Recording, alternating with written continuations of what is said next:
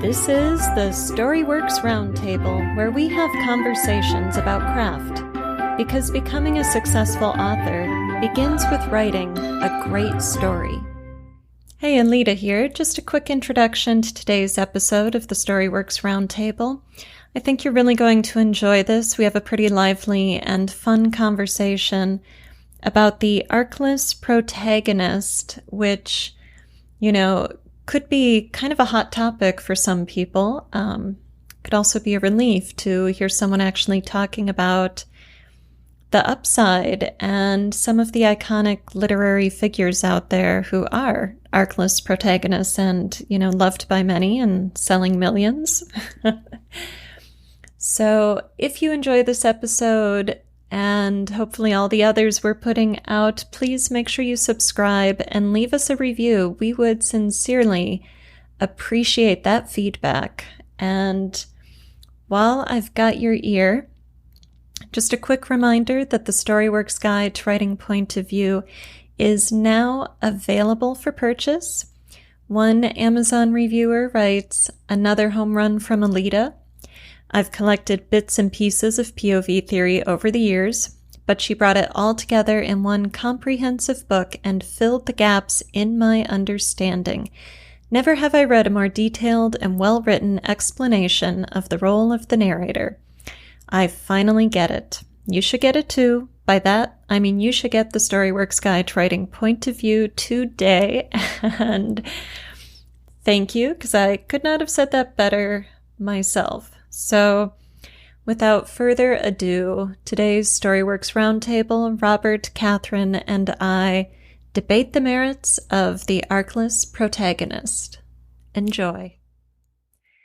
Hello and welcome to today's Storyworks Roundtable. We are talking about the Arcless Protagonist. This might seem like an oxymoron to some of you. How can you have a hero without a character arc?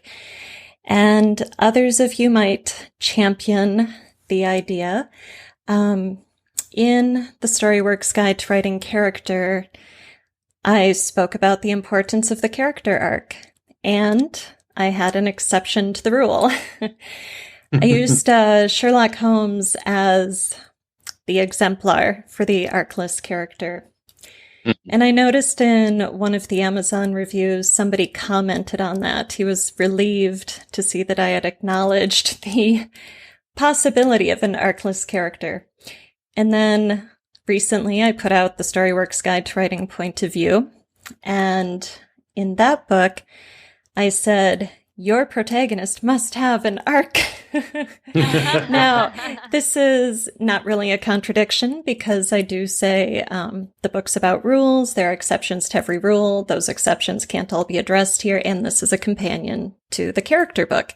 So I covered my bases, but one of my advanced review copy readers pointed out that I said, you must have an arc. And I was like, I should have stated the exception here.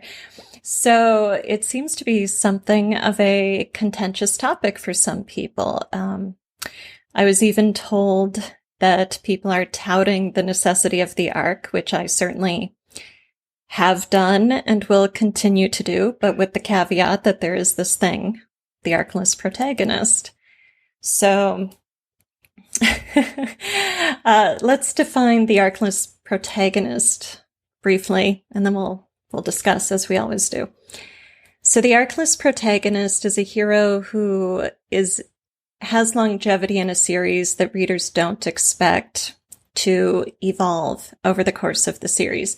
So Sherlock Holmes, many other detectives in the mystery genre, this is very common. So what this does for the reader is you don't have to read the stories sequentially because your hero's life isn't going to be that different from one book to the next. There will be minor changes, but nothing so significant that you're going to be lost if you read the story out of order. So the protagonist is a fixed feature of the stories, and what the reader gets to enjoy each book is a different plot. But of course, those plots are within the bounds of the reader expectations in that genre, as with the mystery. So anything you guys want to add to the definition of the Arcless Protagonist, or, this hot topic? Have you heard contention about it? Oh, man.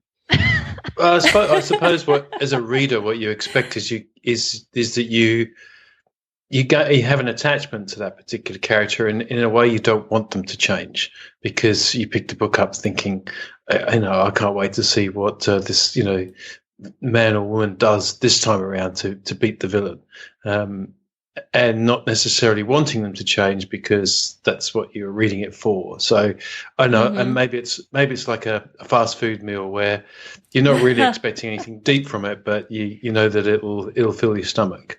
And I don't mean to be derogatory about it either. I mean, these can be fine books. Sherlock Holmes is a great example. So perhaps fast food isn't the same. Maybe your favourite local Italian that has one particular dish that it's the only reason you go there, but you just hope they don't put it off the menu, or you hope they don't change it. Right. Yeah, good point. So with the Arcless characters specifically, the reader doesn't want to see that character change. Yeah, or might find it disturbing. I've held up the Dresden Files as examples before, and it's certainly, I wouldn't say it's an Arcless protagonist at all. There's a very definite arc through there. But there are occasions where the change within the protagonist is quite significant, and it can be disappointing sometimes. Oh no, I want the old Harry back, the one who's who did this or that and the other. But then the writing is so skillful that you get caught up in the reasons behind the new changes, and of course the new changes bring conflict, etc. So, so I can definitely relate to the appeal of the Arcless character. I mean, I love the Jack Reacher stories. You could argue there are some arcs in there maybe, but it's mostly flat. Yeah. Mostly what you expect is that Reacher's going to stroll into town, trouble will find him, he'll kick the living daylights out of the trouble, then move on, and that's it. Right. Jack Reacher, James Bond. Yeah. Right. Yeah, exactly. Yeah. No matter how many different actors play James Bond in the movies, he's always going to be James Bond. There's only so much differentiation you can bring to that character from one stage of the franchise to another, Your fast food comparison was interesting, Robert. I was thinking as you were talking about those books that it's the formula. He's going to go in, find a bad guy, kick some butt, etc. So it's that movement through the plot, different set, different villain, different setting, different, but basically it's all going to be the same as last time around. We know the stakes are going to escalate at a certain rate. We know that the bad guy is going to be this kind of bad guy, that the fights are going to be these kinds of fights. It's, we always know Sherlock is going to look at somebody for 2 seconds and tell him where he grew up and what he had for breakfast and which train he rode in on. And that's part of the fun. That doesn't change. And, Miss Marple's going to be drinking tea in her cottage, glancing out the window and... Right. So it's kind of like, to continue the fast food analogy, or even really any franchise restaurant, it's like you go eat, the set dressing may change, but the food's still going to be the same. It's different restaurant, different location, but the menu is exactly identical. So, yeah, you always know what you're picking up in terms of that character in that book. Yeah. So what are the advantages of writing an Arcless protagonist? What do you imagine, or what can you see as being, the advantages to this? Yeah, you can really get to know how your character is going to respond in any scenario. I mean, it's I suppose there's a certain predictability of the protagonist, and that then gives you license perhaps to, I've heard it said that the argument could be that the arc is within the villain or the setting, and because the protagonist because you don't want to read a book where everything's the same at the start as it is at the end. So if the protagonist is going to be the same at the start as it is at the end, something else must change.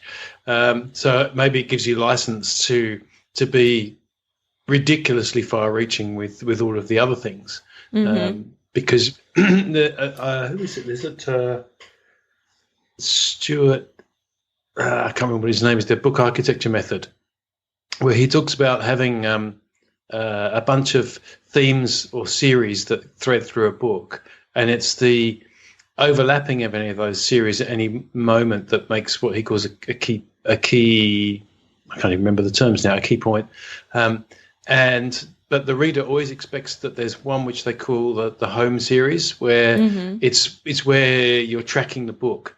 So it might be a place, it might be a person, it might be a particular theme, where the detectives always regroup in the station, or it might be that Hogwarts is always where things come together, or so there's a sort of a familiar place.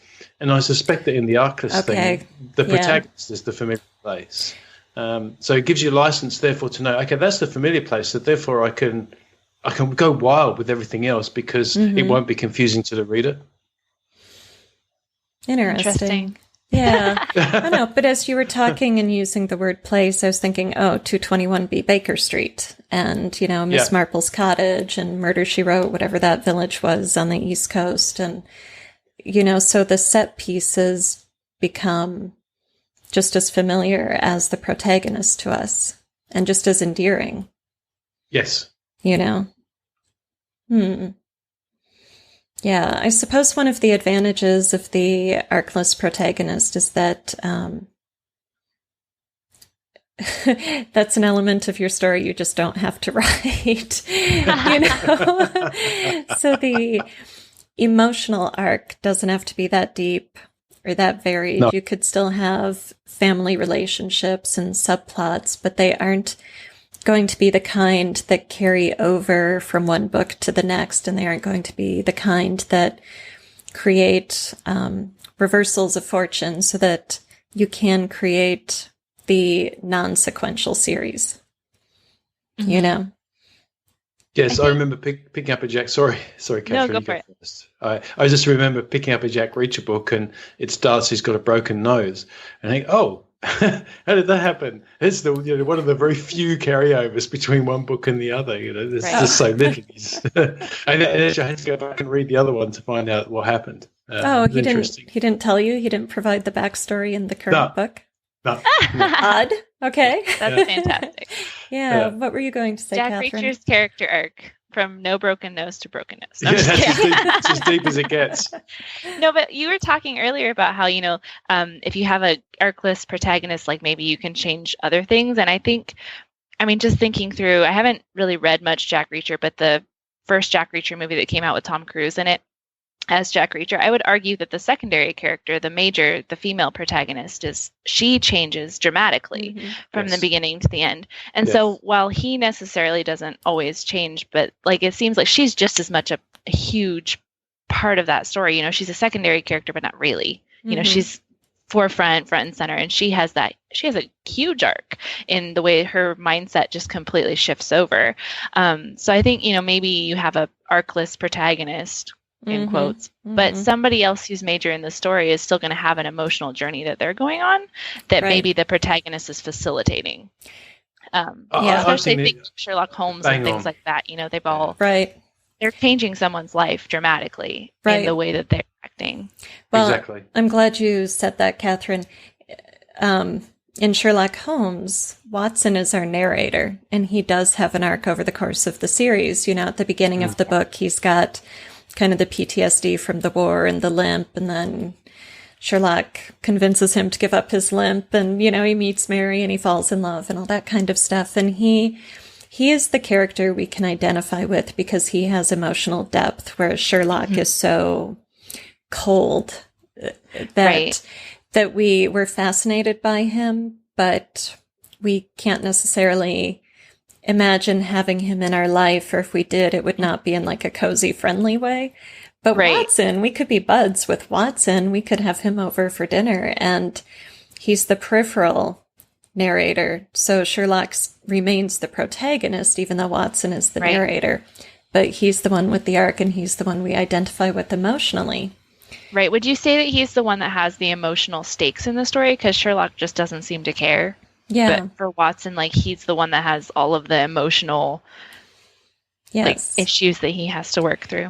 Definitely. And in the newer series on BBC, the Sherlock, with Benedict Cumberbatch, they play on that quite often, where Watson is, yelling at Sherlock for lacking the emotional depth and for what he puts him through. And especially when Mary is part of the series and there's all that danger to his wife, and, Sherlock fakes his death and then he comes back and Watson won't forgive him for a while.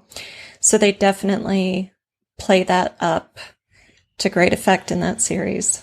Yeah. And so one of the things, for better or worse, about the Arcless Protagonist is you will probably be lacking some emotional resonance there with the reader, because you aren't playing those subplots as fully as you are when you've got a character arc. You aren't trying to show somebody's human evolution over the course of your series, So whether you consider that a pro or a con, that would factor into writing the Arcless Protagonist.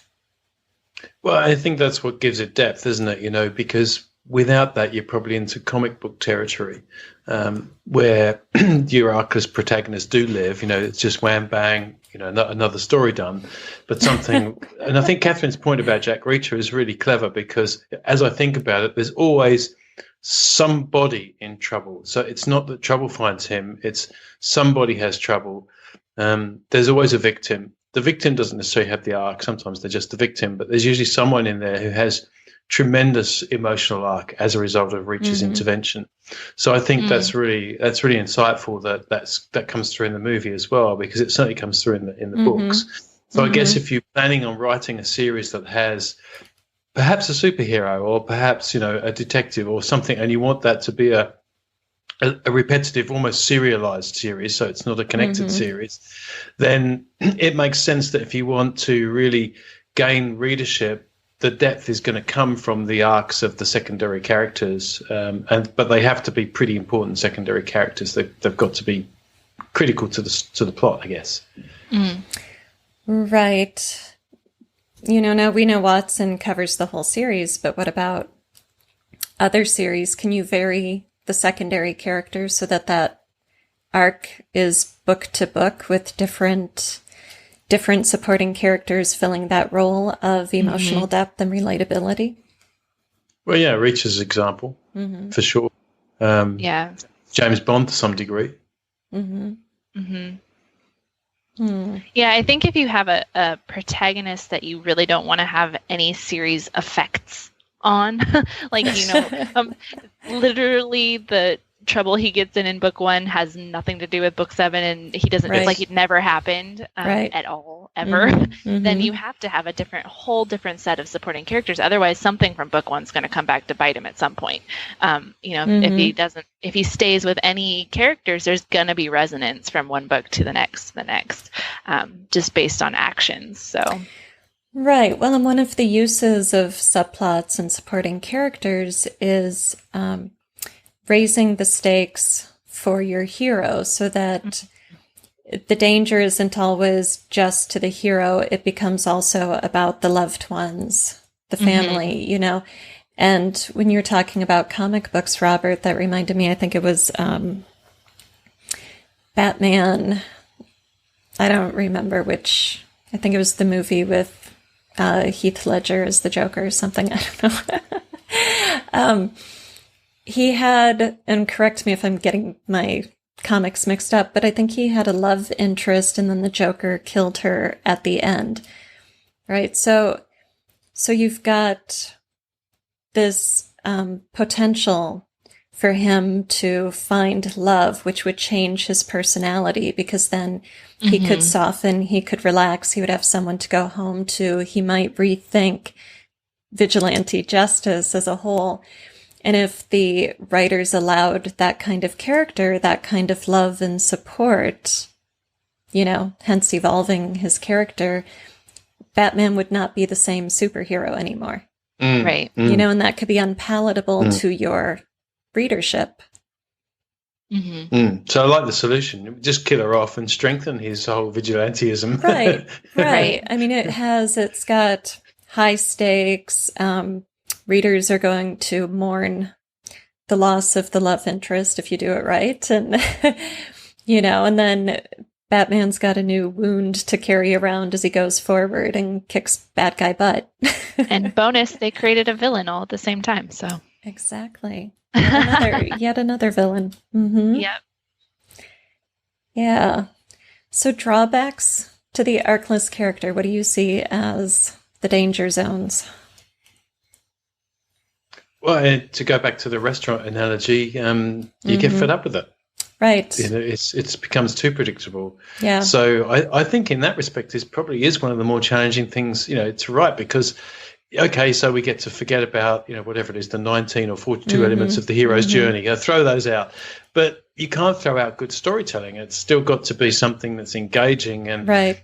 Where you want to find out what happens next, even though you know that ultimately the protagonist is going to find the same old, it has to feel different. Right. Otherwise, it's like you live in a town where the only place to eat is that restaurant. Right. And the only meal they serve is your favourite meal. And after a while, it's just a wear. Yeah. Be like a library with one book on the shelf. Okay, I guess I'll check it out again. Yeah. Oh, today I guess I'll check out James Bond again. Yes. Yeah. Well, Sir Arthur Conan Doyle wrote in his journal, his diary or his autobiography that he was blamed ferociously for killing Sherlock Holmes. People were so angry at him. The Strand magazine, right after they published that story, they lost 20,000 subscribers, like instantly. Oh, wow. Yeah. And young men in London were wearing black armbands to mourn the death of Sherlock Holmes. And Conan Doyle wrote that it was justifiable homicide and self-defense because he was so fed up with Holmes. But then, he had to bring him back because of peer pressure or audience pressure. Wow. He brought Holmes back. So you definitely run the risk of creating tedium for yourself. Right. Mm-hmm. Yeah, that's true. Yeah, as a writer as well. And then it becomes hard to create stories that are engaging because, we all know that if you're bored with what you're writing, then chances are the reader's going to get bored. Right. Or, a reader might not because they can read 10 things between your stories. People read so fast. And for us writing, it's kind of all you do. Yeah. I just think sometimes if the fire's not in your own blood, though, when you're writing a scene and it just doesn't work and then you realise it's because you don't like the scene. So you throw it out or change it and all of a sudden, I'm enjoying writing this now. And I think there's a big argument in fiction anyway for being very connected to the enjoyment of what you're writing. So even though certain parts might be harder, so, I find maybe description harder, for example, than, say, dialogue or action.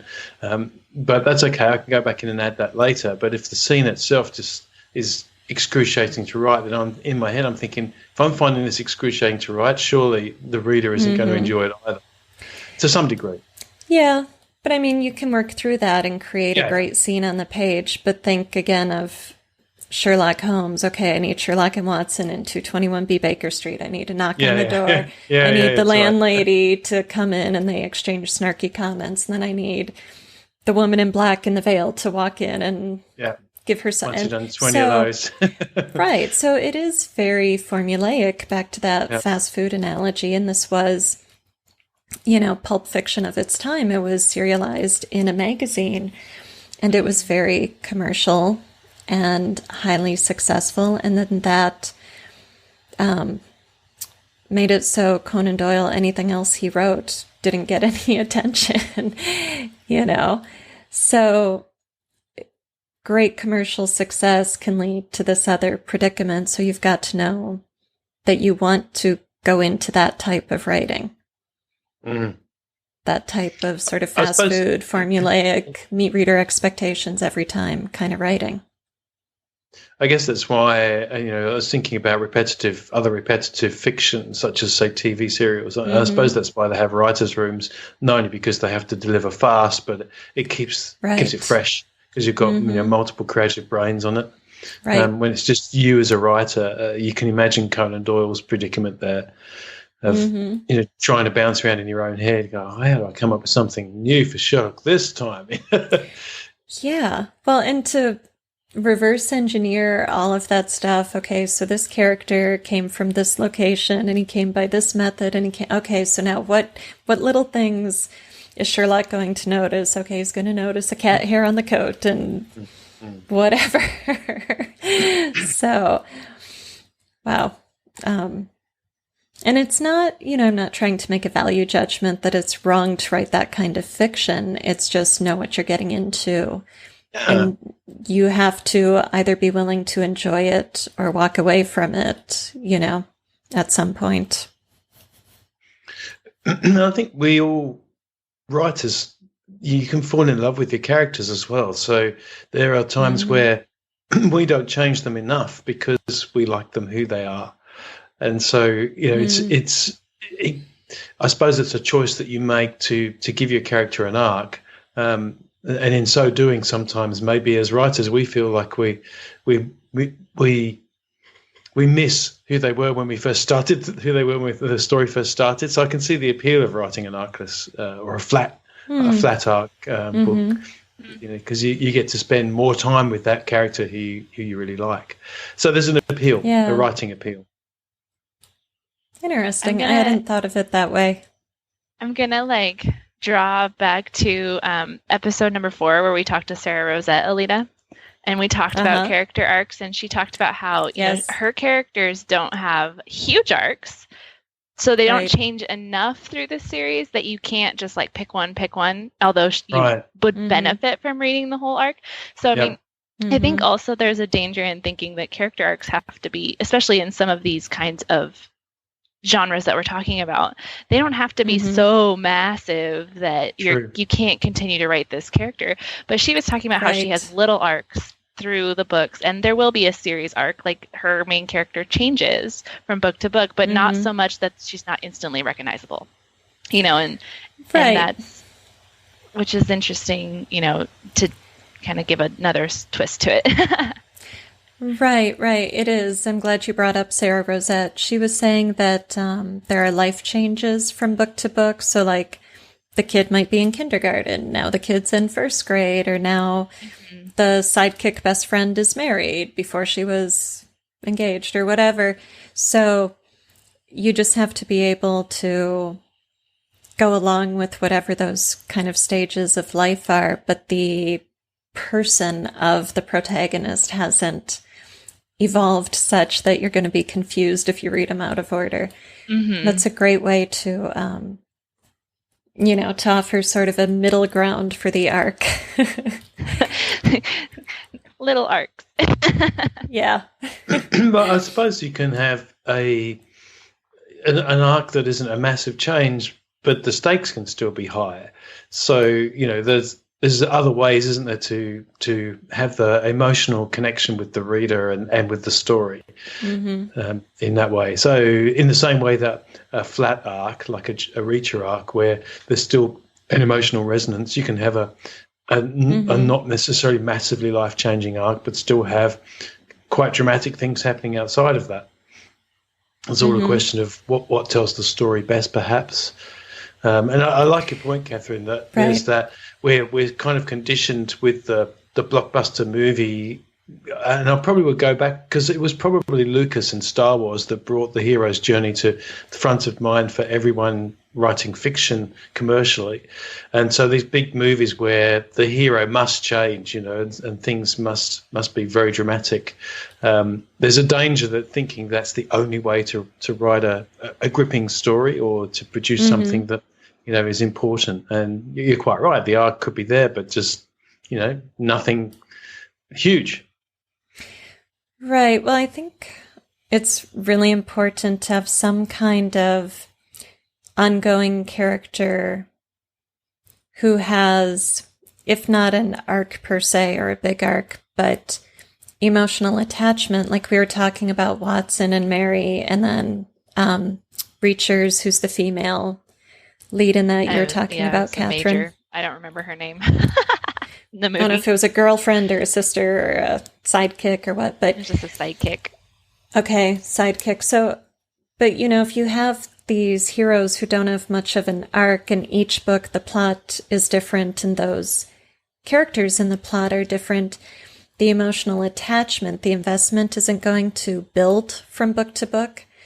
But when suddenly Watson is kidnapped or Reacher's sidekick is, has a gun to her head or something, then we've got that series level investment in that character's danger. So it isn't just someone who comes and goes in one book. So that raises the importance of the sidekick character in the Arcless Protagonist series. Yes. Mm-hmm. Definitely. Well. Well, you just successfully argued that there must be an arc somewhere, Alida. If there's no arc in this book, that's it. I'm rejecting it. I'm not editing that. Yeah. Well, maybe not. Oh, no. Maybe not an arc somewhere, but at least an emotional investment. Right.